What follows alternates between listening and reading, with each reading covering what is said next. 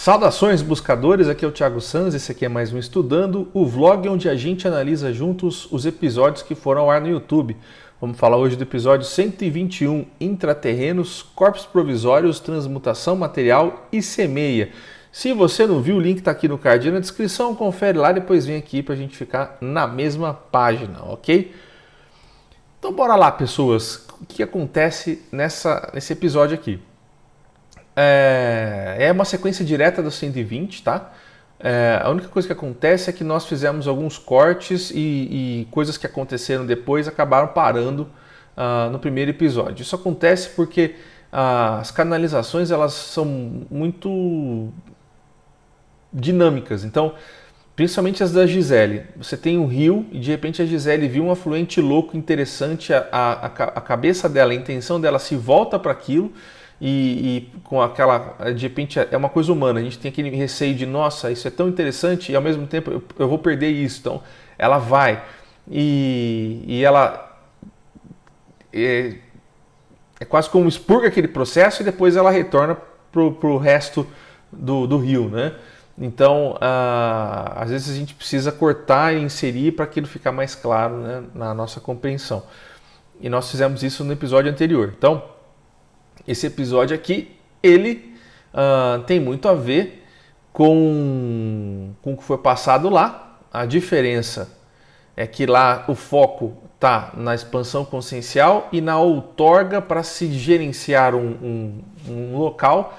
E aqui nós estamos expandindo a tecnologia, a ideia da tecnologia de animação suspensa, outras tecnologias que existem no intraterreno e também falando um pouco sobre essa questão de zonas neutras, né, o seu contraponto da outorga. Então vamos lá. Aqui é o seguinte, vamos dizer assim, as outorgas que a gente fala aqui de um local, como nós vimos no estudo ano passado, etc., quando uma raça vai e tem o direito energético de exercer aquela atividade ali, naquele ambiente. Então ela ganha esse direito de reger aquele espaço, tá certo? E nós aqui ia falar de uma outra ideia. A ideia de zonas neutras, zonas que não podem ser tomadas e gerenciadas por outras raças. Praticamente, na minha compreensão, essas são zonas que pertencem a processos muito mais antigos e situações assim que não podem se alterar dentro do universo de arquétipos. Porque isso mantém um certo... não vou chamar de equilíbrio, mas isso mantém o direito da manifestação de algumas coisas, tá certo? Então, para facilitar os processos de expansão, algumas situações de zonas neutras são fundamentais, tá certo? Então, o que acontece aqui, né? Existem, além das tecnologias de animação suspensa que nós vimos no episódio passado, aqui a Gisele viu no centro do intraterreno, no local específico do intraterreno, outras máquinas, né? Uma máquina além dessa de animação suspensa, a máquina de transmutação de matéria e de teleporte dessa matéria, tá? E aí ela viu uma outra máquina ainda, que é a máquina de corpos provisórios e clonagens, beleza? Então a gente vai falar um pouco sobre essas situações. A primeira da tecnologia de manipulação de matéria, isso é muito interessante. É como se cada planeta tivesse, vamos dizer assim, facilidades para transmutar algumas coisas. Por quê? Porque aquilo que comporta o nosso sistema, ele é feito de reações químicas específicas, tá certo? Então, se você estiver em um outro plano 3D, vamos falar Vênus, se você estiver em Marte, em Vênus, aquilo que compõe o ambiente é muito diferente, tá? Tanto que, vamos dizer, o Júpiter é gasoso, né? Saturno, gasoso, é diferente do que acontece aqui, tá certo? Isso facilita a compreensão de vocês, porque a gente fala assim, não, mas Marte tem terra, né? a Terra, né, tem terra aqui, tem terra lá e tal, mas nem todo planeta é dessa maneira, tá? Então, existem reações químicas diferentes em cada atmosfera, em cada local, tá certo? E aqui é necessário, então, não que necessário, mas assim, se utiliza esses espaços intraterrenos para fazer situações de expansividade, de movimento para outros locais, tá certo? Isso acontece em quase todos os corpos celestes que vocês imaginarem, porque seria um desperdício se não fosse assim, entende? Você tem um lugar lá parado, então por que não fazer isso, né? Nem sempre os habitantes do que a gente entendeu por superfície entendem o que acontece nesses túneis intraterrenos, mas isso é indiferente para o processo, tá certo? Então, coisas interessantes e diferentes acontecem e as pessoas me perguntam muito se isso é físico, se isso não é físico e tal. Provavelmente, se você perguntar para a Gisele se isso é físico, ela vai falar assim, é muito físico. E se você perguntar para mim, eu vou falar, pô, não sei se é tão físico assim. Mas uma coisa é certa, parte disso precisa ser físico, tá? Por quê? Porque essas máquinas de corpos provisórios, por exemplo, elas são muito físicas. O resultado é muito físico, tá certo? E nós vamos chegar nisso. Mas antes a gente vai falar, seguindo um pouco a ordem do que foi passado lá, dessas tecnologias de manipulação de matéria, onde a matéria é inserida de um jeito e ela sai de outro. E isso é muito importante, e a Gisele captou isso muito bem aqui, quando ela viu que coisas eram feitas no oceano, transportadas para o oceano ou transportadas para fora do nosso planeta, e ao ponto disso colaborar com a semeia de um outro local. Olha que louco. Vamos falar um pouquinho da semeia, que algumas pessoas me perguntaram sobre isso. Quando a gente fala semeia ou semeadura e tal, basicamente é quando você tem um planeta novo, um corpo celeste novo, e você está inserindo geneticamente uma nova raça nesse ambiente, tá? Então, normalmente não é uma única raça que faz esse processo, são várias raças se dispondo dessas situações. E então cria-se uma nova vida, uma nova manifestação de vida. Isso se baseia num outro aspecto que foi falado aqui, no aspecto cocriativo, e nós já explicamos isso em alguns vídeos aqui do canal, que há um input de uma dimensão diferente da sua, e você, quando começa a mexer, você já sabe exatamente o que você tem que fazer, você entende aquilo que está ali alocado na sua função, tá certo? Assim como nós vimos, por exemplo, com os macacos lá e os répteis no episódio anterior, tá certo? Eles sabem o que tem que fazer, eles estão lá, então eles fazem. E isso tem a ver com a semeia. Os geneticistas de uma raça específica vão estar trabalhando, e esse será o futuro nosso com relação a outros planetas também, tá certo? Então a semeia nada mais é do que você inserir uma nova raça em um novo plano, tá? E nesse caso aqui, a Gisele viu um grupo de seres, inclusive tinha um fractal meu, envolvidos nesse processo de genética aqui mesmo na Terra. Então, todo esse processo de transporte de matéria tem a ver com essas situações onde matérias são transportadas para essa matéria que é daqui, que a atmosfera favorece, que os elementos, a formação química dessa e de outras dimensões nossas. Vamos lembrar que a gente confunde muito, mas tudo aquilo que é manifestado aqui na 3D e tudo aquilo que está também numa dimensão extrafísica, a gente chama de extrafísica, mas não é um bom termo, porque aquela dimensão também é física, ela também possui fisicalidade, né? Então a gente confunde muito esses termos todos, porque aquilo que é extrafísico também é físico. Tudo é palpável, porque senão não existiam cidades astrais. Aquilo existe, aquilo foi feito, aquilo tem é palpável. Você pode ter a sensação de pegar, né? Na prática, nem aqui na Terra nós pegamos nas coisas ou sentamos nas coisas. A física quântica diz que nada de fato está encostando no outro, né?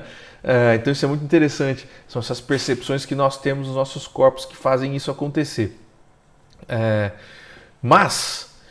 Então vejam, as coisas daqui estão acontecendo aqui na Terra, estão saindo daqui e indo para outro lugar, e a Terra já participa de processos de semeia desde já. Olha que interessante, né? Então, vamos seguindo aqui para ver se eu pulei alguma coisa. Essas questões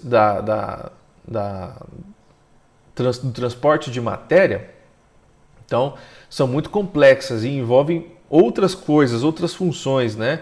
A Gisele deu outros exemplos aqui que a gente também pode observar no episódio, né? E aí ela viu outra coisa nessa zona neutra, outra máquina nessa zona neutra, que é a máquina de corpos provisórios, de clonagens, né? No princípio, quando a Gisele viu, ela chamou de clonagem, né? Mas observando mais atentamente, eu estimulei ela que visse dessa forma, ela começou a entender que não era bem clonagem, né? Você poderia colocar o elemento que você precisa e aquela máquina ia gerar, não é exatamente clonagem.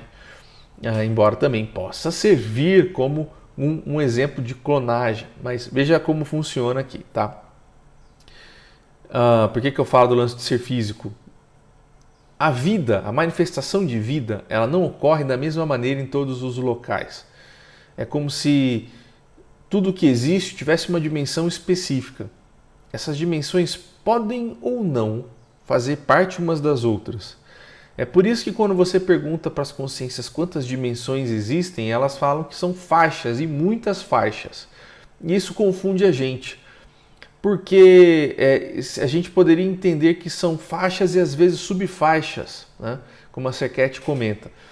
E isso é muito interessante porque o planeta Terra pode estar em, vou dizer assim, 7 faixas específicas que às vezes podem não combinar com as 7 faixas de Júpiter, por exemplo.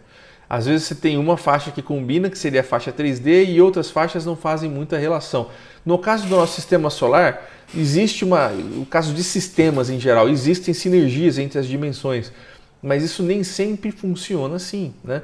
Existem planetas, por exemplo, que nós não conseguimos ver a olho nu. Vamos lembrar que a Terra, antes dela ser Terra, ela estagiou como satélite em Sirius, e aquilo não era físico como nós conhecemos, mas estava em uma outra dimensão que não tinha reverberação na dimensão física. Ou seja, o que significa quando a gente fala não tem reverberação na dimensão física? Não era visível na 3D. É isso, tá?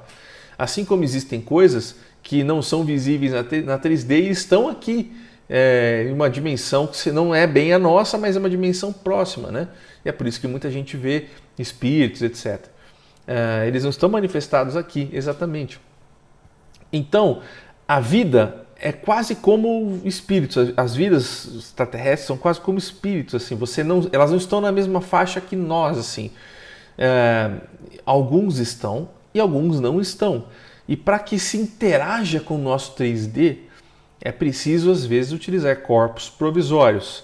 E isso é comumente associado ao tema entrantes, tá? Embora seja erroneamente, vamos dizer entre aspas, associado, porque o que a gente entende por entrantes é muito mais amplo do que só falar de corpos provisórios.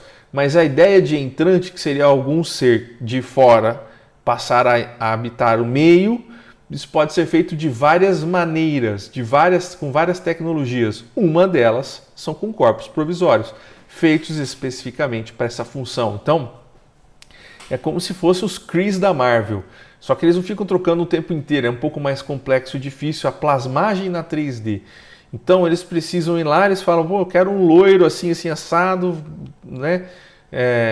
Com traços de um militar, né? Aí eles fazem isso ali e passam a habitar aquele corpo provisoriamente por um período específico. E ele é praticamente como um corpo humano, né? Aí entra uma questão muito interessante, que esses corpos, isso tem que ser feito aqui na Terra. Por quê? E vocês vão ver como isso faz muito sentido. Porque a biologia daqui, ela precisa dos elementos que existem na Terra. Se eu não me engano, não sei se foi o Greg que falou isso, alguma outra consciência do Alexandre recentemente disse que o que tem no nosso corpo precisa estar na Terra, senão não dá certo.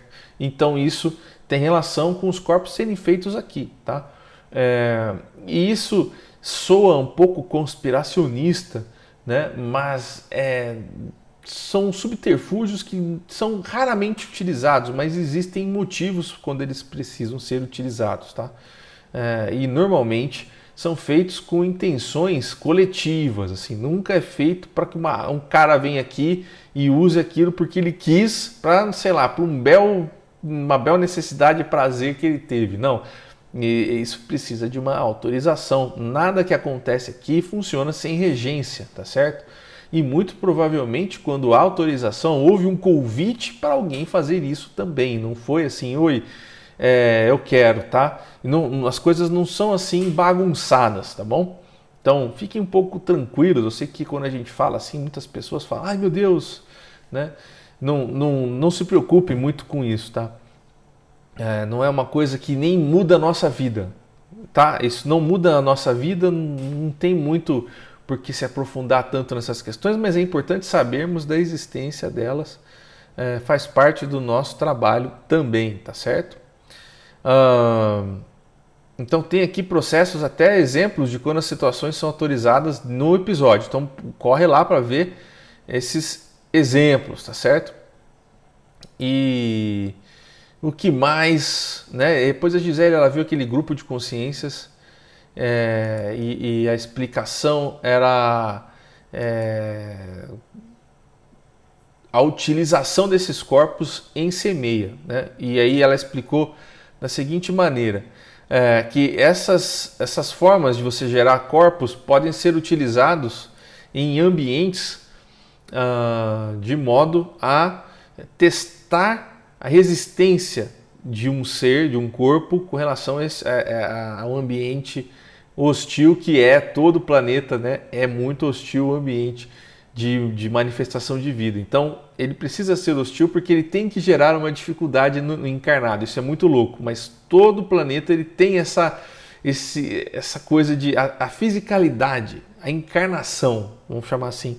Toda encarnação tem este quê de gerar dificuldade, de ser uma matriz de movimento, né?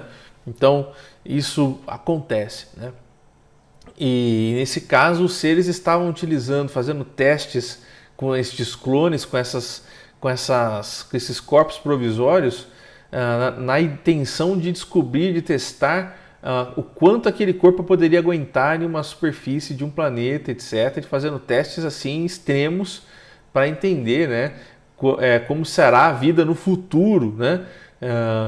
Fazendo testes assim futuros, né? Teste como será. A raça nem estava pronta e já se faziam testes para entender a durabilidade, entre aspas, né? Que seria muito racional dizer assim, mas é isso, né? Menos para você testar o corpo biológico e curiosamente é importante que vocês entendam, é biológico, tá? É gerado biologicamente, não é sintético. Né? É como se fosse biológico mesmo, né?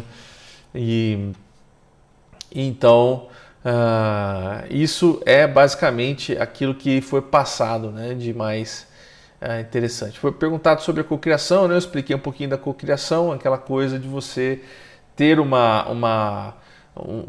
script, uma intenção de alguém ali, foi um input que você, quando você entra naquele ambiente, você entende que tem um input, você tem que meio que, esse é o que eu tenho que fazer. Você tem uma certa autonomia no processo, mas existe coisas que você tem que seguir. Então, para você chegar nessas coisas que você tem que seguir, às vezes você tem que pesquisar porque você não sabe, entende? É assim que se ganha experiência, é assim que se ganha expansão e é assim que se descobre mais um pouquinho sobre o todo dia. É assim que os racionais, né, porque nós estamos falando de racionalidade aqui. Assim que a racionalidade descobre o todo, tá bom? E é isso, tá? Então, pessoas, fiquem bem e até semana que vem. Fui. Falou, povo.